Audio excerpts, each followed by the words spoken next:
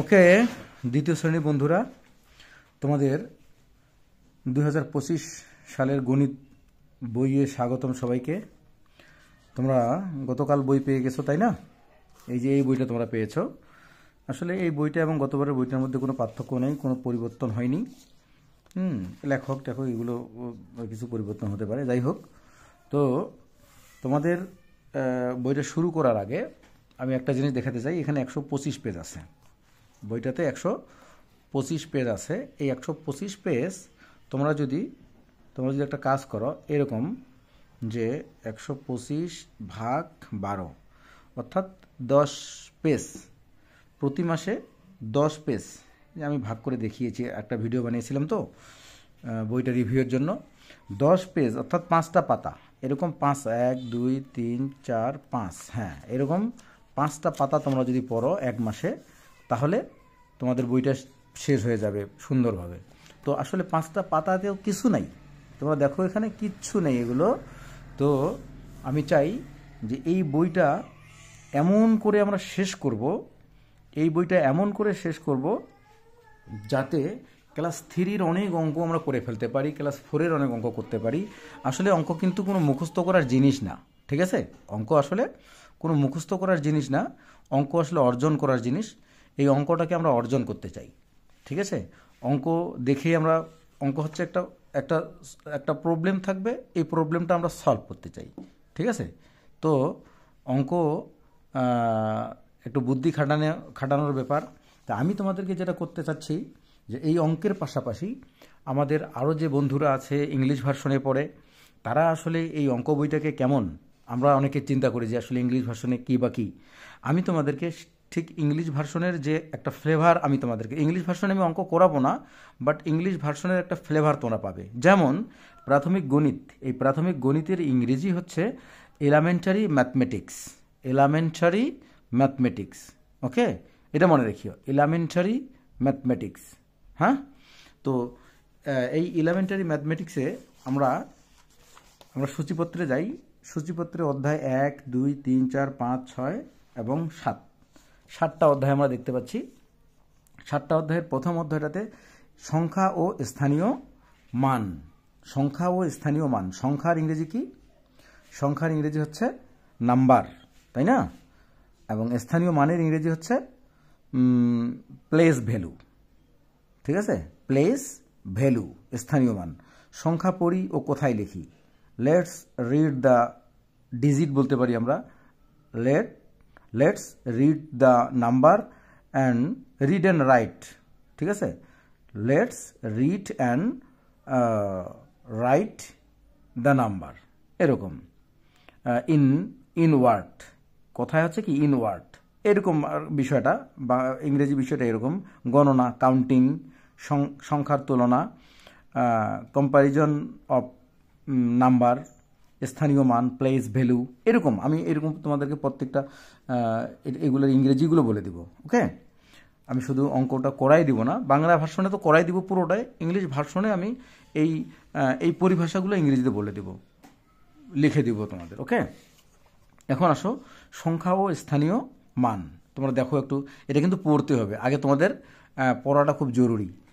এটা পড়তে না পারলে কি হবে না, পড়তে না পারলে কিন্তু ভালো হবে না। তোমাদেরকে অবশ্যই পড়তে হবে, পড়ে বুঝবা। ওকে, এখন আমাদের প্রথম অধ্যায়টা হচ্ছে সংখ্যা ও স্থানীয় মান, number and place value. Numbers and place value আমি এখানে লিখে দিলাম, নাম্বারস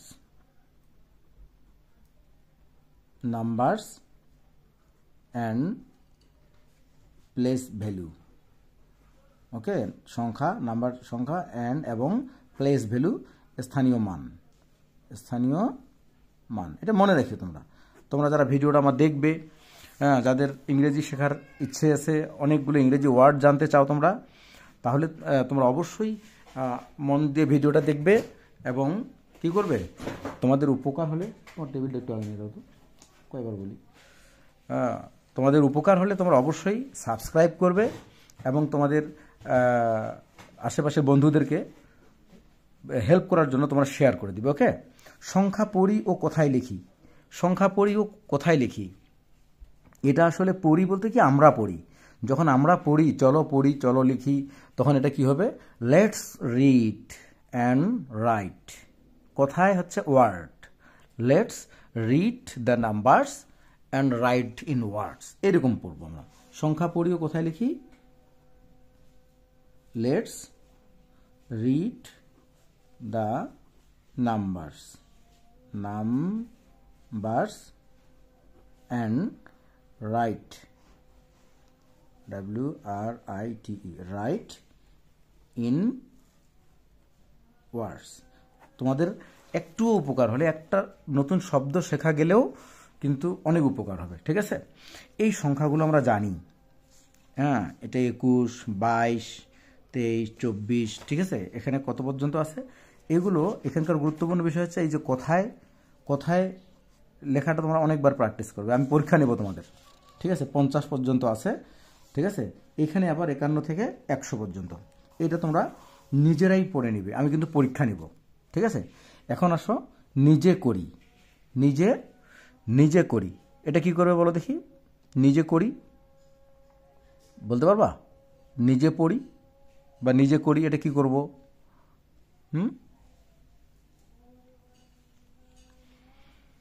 এক নম্বর হচ্ছে নিচের সংখ্যাগুলো পড়ি ও কোথায় লিখি। কোথায় লেখার কথা তোমাদেরকে বললাম। নিজে করি যখন বলবো, নিজে করি, লেটস ডু আওয়ারসেলফ, আমরা নিজে করি, এরকম হতে পারে, লেট আস ডু। এটা দেখো, এটা পড়ো, এটা কি 2 4, এটা কি 24, তাই না? 2 10 4 24, 47 32 59 87 75 93 89 86 99 100, এবং এগুলো কথায় লিখবে, ঠিক আছে? কথায় আমরা তোমার এখানে দেখে দেখে এই যে সবগুলো আছে দেখে লিখে ফেলবে। তারপরে কোনো একটি গ্রামের 5টি যৌথ পরিবারের সদস্য সংখ্যা নিচের ছকটিতে সংখ্যায় লিখি। এটা বুঝবে, কিন্তু তোমরা হয়তো যৌথ পরিবার বুঝবে না। যৌথ পরিবার বলতে একক পরিবার নয়, যৌথ পরিবার মানে যে পরিবারের সদস্য সংখ্যা অনেক, হ্যাঁ, যে পরিবারের সদস্য সংখ্যা, এখানে দেখো পরিবারে একই আছে, 16 জন সদস্য। কি লিখতে বলছে আমাদের? এইটা কিন্তু বোঝাটা খুবই জরুরি, নিজে পড়বে, নিজে বুঝবে। কোনো একটি গ্রামের 5টি যৌথ পরিবারের সদস্য সংখ্যা নিচের ছকটিতে সংখ্যায় লিখো, এই ছকটিতে লিখতেছে। পরিবার 1-এ 16 জন আছে, পরিবার 2-এ ধরে নেই এখানে 18 জন আছে, পরিবার 3-এ এখানে ধরি 20 জন আছে, পরিবার 4-এ কতজন আছে?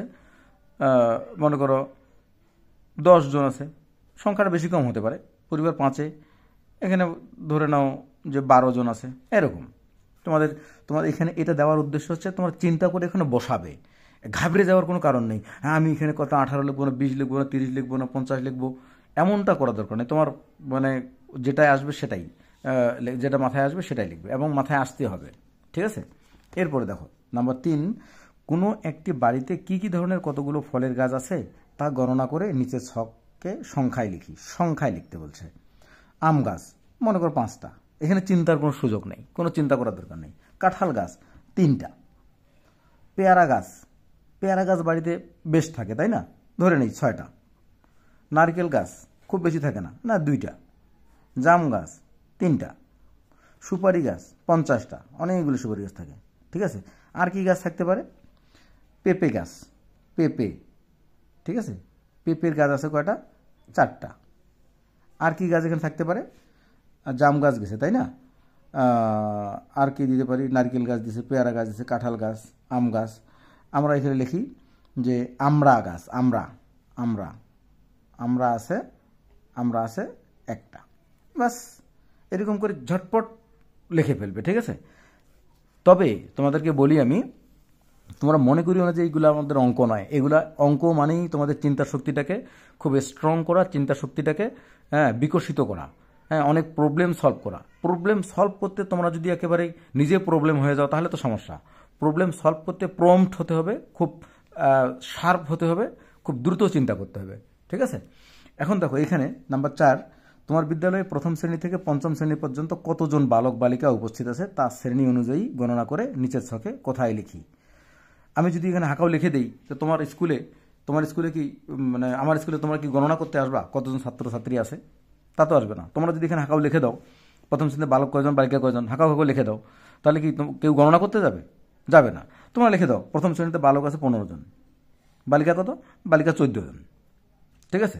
দ্বিতীয় শ্রেণীতে বালক আছে 12 জন, বালিকা আছে কয়জন? 18 জন, বাস। তৃতীয় শ্রেণীতে বালক আছে মনে করো 18 জন এবং বালিকা আছে 15 জন। চতুর্থ শ্রেণীতে বালক 20 জন, বালিকা 22 জন। পঞ্চম শ্রেণীতে বালক 15 জন, বালিকা 15 জন, বাস, ঝামেলা শেষ। এখানে চিন্তা করতে কোনো মানে এখানে একবার মাথায় হাত দিয়ে চিন্তা করা শুরু করে দিবা, ওরে বাবা কি আছে এখানে, কি বলছে, আমি কতগুলো লিখবো, আব্বুকে ফোন দাও, আব্বু আমার স্কুলে কত, স্যারকে ফোন দাও, এমনটা না। তোমার চিন্তা এখানে, তুমি তোমার স্কুলে কেউ ভিজিট করতে যাবে না, তুমি কতগুলো ছাত্র দিচ্ছ, ভুল দিছো না কি দিছো, এটা চিন্তা করতে যাবে না। শুধু তুমি চিন্তা করবে আর বসাবে সংখ্যাগুলো। ওকে, গণিত করতে গেলে তোমাকে অনেক বেশি কি হতে হবে, মানে প্রবলেম সলভিং হতে হবে, তোমরা যাতে সহজে প্রবলেমগুলো সলভ করতে পারো। তো যাই হোক, এই দেখো 7 পৃষ্ঠা পর্যন্ত আজকে আমাদের হয়ে গেল। আমি এখানে তারিখ লিখে রাখলাম। নেক্সট ক্লাসে 7-এর পর থেকে শুরু করব আমরা। আজকে তারিখ হচ্ছে 2/1/25, তাই না? 2/1/25। ওকে, তাহলে তোমরা 1 থেকে কি বলছি, 1 থেকে 100 পর্যন্ত সংখ্যায় আর 1 থেকে 100 পর্যন্ত কথায়, এই দুটো হচ্ছে এখন তোমাদের মেইন কাজ। ক্লাস 2-তে অঙ্ক শুরুর আগে বা কোনো কিছু শুরুর আগে এই কথায় এবং সংখ্যায় এই দুটো জিনিস একেবারে জলের মতো করে ফেলতে হবে। আমি পরীক্ষা নেব কিন্তু 1 থেকে 100 মধ্যে আমি অনেক রকমের পরীক্ষা নেব। এই পরীক্ষায় তোমরা কে কত নাম্বার পাচ্ছ এটাও আমি জানতে চাবো। তোমরা কি কোথা থেকে ভিডিও দেখছো, তোমাদের স্থানের নাম, তোমাদের বাড়ির নাম, তোমাদের জেলার নাম, তোমাদের বাড়ির ঠিকানা, এবং তোমাদের ভিডিওটা যদি সত্যি ভালো লাগে তাহলে সাবস্ক্রাইব করবে এবং আমাকে জানাবে। আমি কিন্তু প্রাইমারি স্কুলের টিচার, ঠিক আছে? প্রাইমারি স্কুলের টিচার মুজিবুর রহমান, ঠিক আছে? মুজিবুর রহমান। ওকে, আমি স্ট্রংলি বিলিভ করি যে আমার ভিডিওগুলো তোমাদের অনেক ভালো লাগবে, আমার ইংরেজি ক্লাস তোমাদের ভালো লাগবে। বেসিক্যালি আমি ইংলিশ পড়াই। আমি ইংরেজি তোমাদের মানে কতটা ভালো লাগাতে পারবো জানি না, আমি বিশ্বাস করি যে ভালো লাগবে, ঠিক আছে? তোমরা বাংলাদেশের যত বড় স্কুলেই পড়ো না কেন তোমাদের ভালো লাগবে। ওকে, আজকে এ পর্যন্তই। আল্লাহ হাফেজ।